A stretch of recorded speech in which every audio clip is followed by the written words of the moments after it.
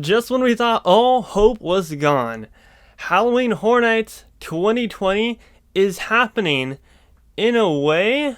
That's right, we're getting the chance to walk through 2 Halloween Horror Nights houses this year and the upcoming weekend actually, and let's dive into what those 2 houses are going to be at Universal Studios Florida up next.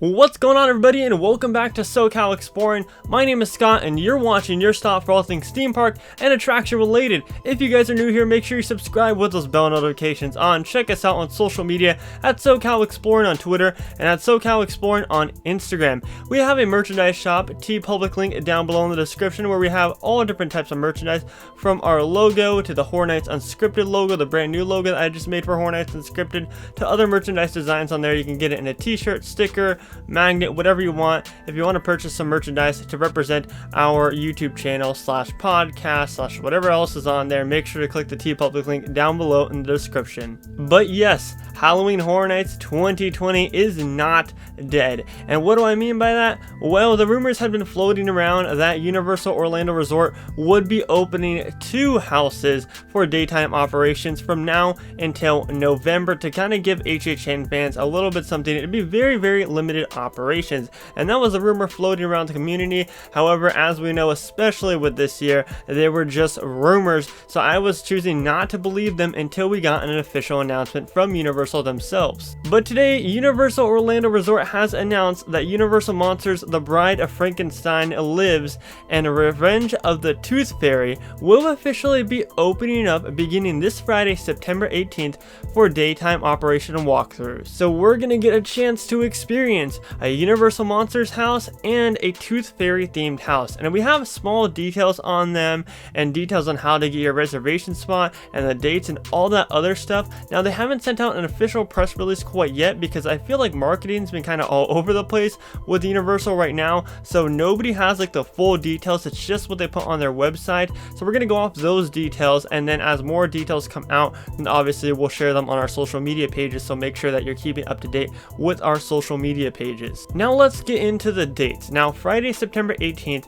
will be past member previews, and they go live Wednesday at noon, and that is noon Eastern time. This Wednesday, noon Eastern time, they will be live, and that is premiere only AP previews. And the reason, you may be asking yourself, why is it only premiere? Well, that's to make up for the free HHN ticket that's usually included in the premiere pass, but since Halloween Horror Nights has been postponed this year, then they don't get that free HHN ticket, so instead it's going to be for premiere AP previews only this Friday, September 18th. September 19th through the 20th will open to the general public, and you'll need to use the virtual line system, as we've seen Universal Orlando use since their reopening, since COVID-19, since the whole quarantine happened. They have been using the virtual line a lot more.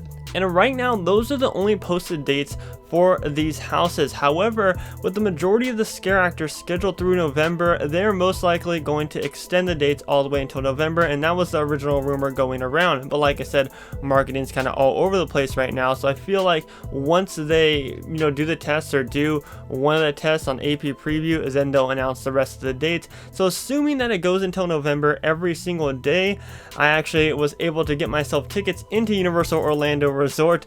Shout out to my buddy Losh, his girlfriend Lexi. They got us team member tickets, me and Savannah, to go to Universal Orlando on Tuesday the 22nd. So that is next Tuesday, or hopefully when the houses will still be running, because as some of you guys may know, we're actually heading out there for Walt Disney World this week, and I'll have a video coming out tomorrow explaining our trip details and such. But we're heading out to Walt Disney World, and we weren't originally going to go to Universal for this trip. At least we're going back in October to go to Universal, but since they're going to be doing these houses, I want to get a chance to experience it. So we're going to go on Tuesday in hopes that the houses are open, and most likely I'd say 70% they are going to extend the dates until November, but that's not official yet. The official dates right now are September 18th through the 20th. And this begs the question, how are they going to do it with COVID and everything?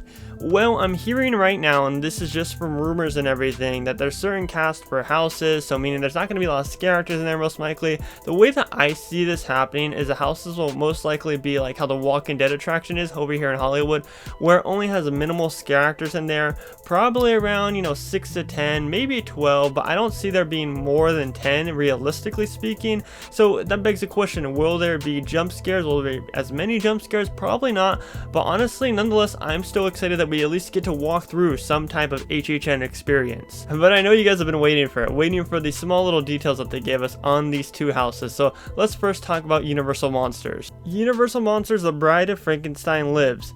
We belong dead. The last words of Frankenstein's monster on that fateful night when his bride rejected him, but his end was her beginning. Now the bride is stepping out of the shadows to bring him back, and there's nothing she won't do as she sharpens her brilliance by experimenting on unsuspecting victims. The mate will have her monster, and the monster his mate. Man, it's a Universal Monsters house. That's just it alone right there. Like, I'm excited that Universal Monsters is one of the ones opening. Now, obviously, we've had the rumors of Beetlejuice coming to HHN 30, which was postponed this year, and a lot of people were saying it's going to be Beetlejuice, it's going to be Beetlejuice, since they opened the tribute storeroom themed to Beetlejuice. But I am more excited for Universal Monsters: The Brides, and I'm also excited for this original because I'll finally get to experience an Orlando original that everybody hypes up and says are, sometimes top the IPs in at least Orlando, and that is Revenge of the Tooth Fairy. The innocent traditions of the Tooth Fairy hide a darker ritual. All children must give up their baby teeth to I don't know how to pronounce that word, sorry guys, tooth fairies, or pay a gruesome price. Step into an old manor that has been overrun by yellow-clawed fiends who extract teeth by force.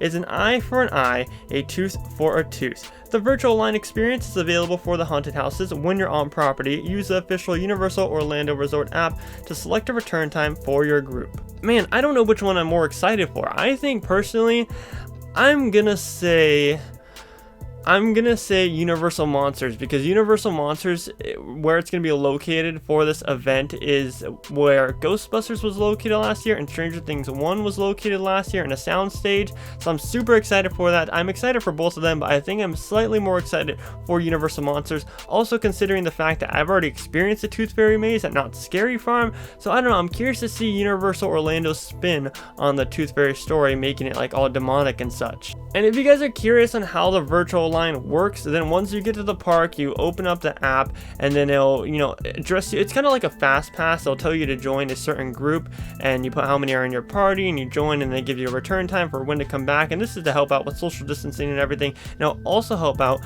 with wait times and not making the wait times extremely long, making sure that everyone can experience them. But I will say this, make sure if you're going to the AP preview this weekend, or the quote-unquote test as they're saying it, then make sure you're following the guidelines, because they really want to see if people are going to follow the guidelines so they can extend this throughout November.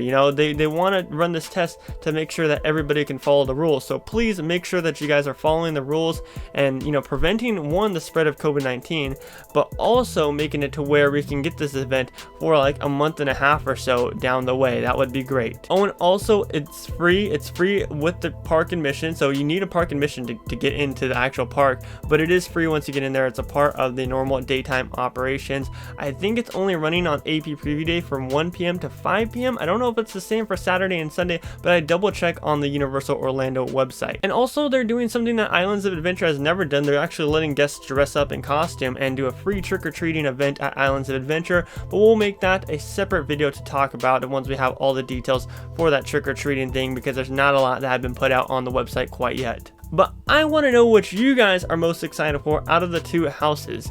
Do you think that Tooth Fairy will top Universal Monsters, or do you think that Universal Monsters will top Tooth Fairy? I gave you guys my thoughts on it. Let me know your thoughts down in the comment section below. And yes, there will be a vlog, most likely. I was originally saying I wasn't going to vlog because we're only going to be there for about 3 to 4 hours. This is the day of our flight back home, so we're only going to be there for 3 to 4 hours, but I figured I can film on this handy dandy device and film a relatively easy vlog with my phone. So be looking out for a vlog and our first reaction to these houses probably within the next couple weeks or so. But that does it for this video. Like I said, let me know down below in the comment section what you're most excited for. My name is Scott. You've been watching SoCal Exploring. Positivity is key.